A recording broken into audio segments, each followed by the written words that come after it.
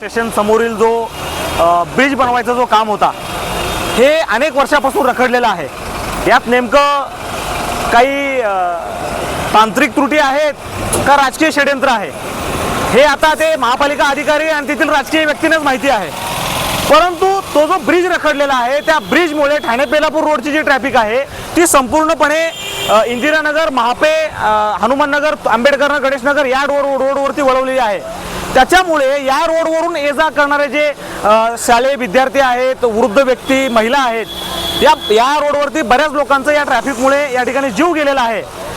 माझं आज आपल्या सोशल मीडियाच्या माध्यमातून हीच विनंती आहे महानगरपालिका आणि ट्रॅफिक पोलीस यांना, जर येत्या 15 दिवसात या रोडवरची ट्रॅफिक ही जर कमी नाही झाली तर आम्ही येत्या काळामध्ये नवी मुंबईतील या तुर्बे झोपडपट्टी परिसरातील जनता घेऊन या ठिकाणी रास्ता रोको आंदोलन करू।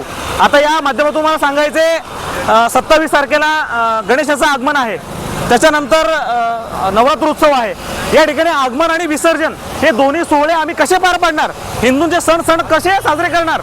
म्हणून माझी महापालिका अधिकाऱ्यांना आणि ट्रॅफिक पोलीस अधिकाऱ्यांना विनंती आहे, तात्काळ जर ही ट्रॅफिक दूर केली नाही तर आम्ही रास्ता रोको केल्याशिवाय थांबणार नाही।